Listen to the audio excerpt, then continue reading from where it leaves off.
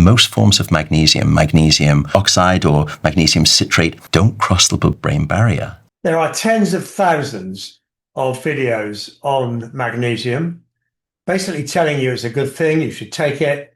It's going to help a number of things, including your sleep. Yeah, this guy seems to be saying it's no good for you because it doesn't pass your blood-brain barrier. Question is, who's right and who is wrong? Is he saying it's no good, or is there some other message he's trying to give us? And sleep is produced by your brain. So there we have it. If magnesium is going to help your sleep, your brain controls your sleep, and magnesium doesn't get across the blood-brain barrier. Ergo, you could be forgiven for thinking magnesium is no good. If you stop there, you might even stop taking it. That may have adverse consequences for you. And this clip is taken from the diary of a CEO. It's a very successful, massive podcast on YouTube and TikTok.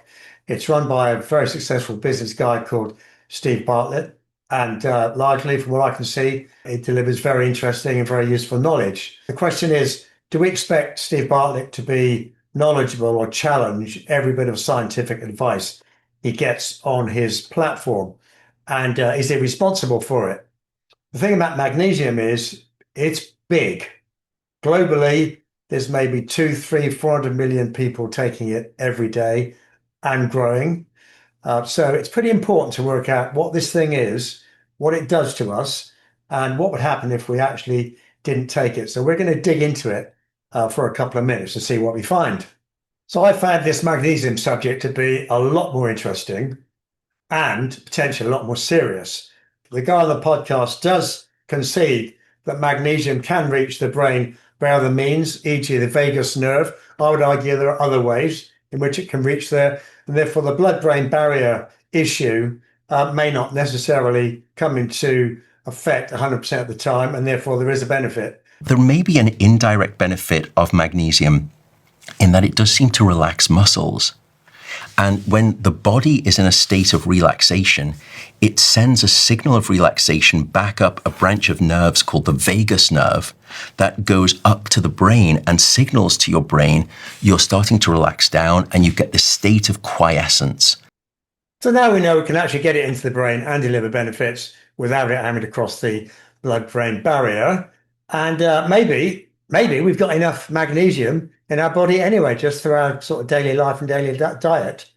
You and I, we're currently magnesium normative. And that's the problem with magnesium supplementation. All you're doing is creating probably expensive urine.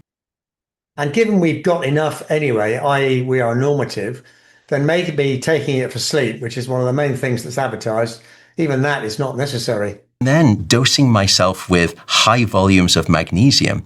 Am I imagining that that's going to make my sleep better? I'm not going to get you past 100%. You're already at ceiling level. Maybe we don't need magnesium at all and everything's fine. But overall, magnesium is not really moving the needle if you look at the studies. Well, that's okay then, isn't it? Well, actually, no. Just wait a second.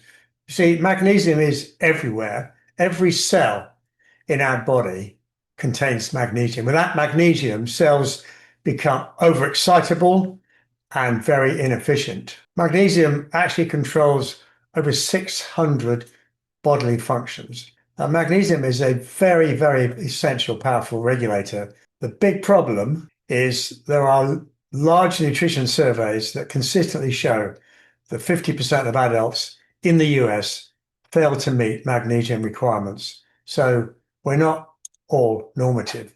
And similar shortfalls are seen across Europe and other developed nations. People don't collapse.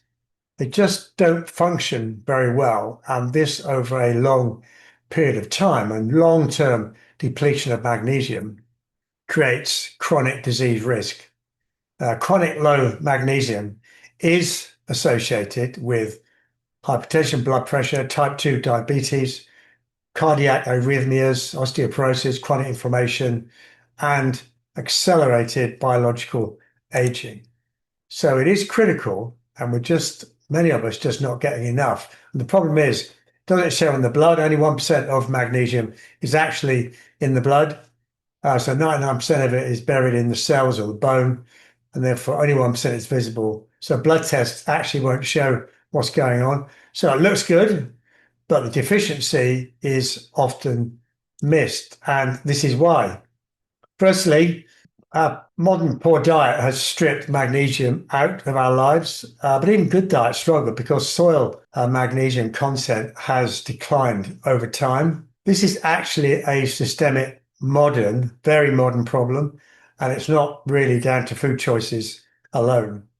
And secondly, and this is the one really where we need to pay attention, some medicines, some very, very common popular medicines actually increase the depletion of magnesium. Some very common drugs for acid reflux, the PPIs, the things that control the production of stomach acid.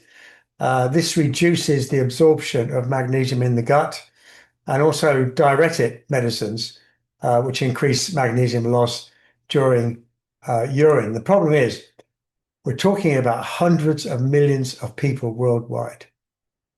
And many users of these drugs are never warned about magnesium by their GP. And I suffer from reflux, and it took me a while to work out what is going on. And the problem is, you get symptoms, but you're not quite sure what they are. You get poor, fragmented sleep. You get muscle tension, especially at night, cramps and twitching. You get anxiety-like symptoms. You get palpitations. And it's very scary. Ectopic heartbeats, if you know what they are. And you get a poor stress tolerance as well. And the thing is, you could dismiss all of these as bit of stress, bit of aging, and the long term, if you don't sort it, is serious. So are supplements necessary? Actually, for hundreds of millions of people, yes, they are. Yeah, for many people, they are essential, not as an enhancement, but as restoration, because they support our basic physiology.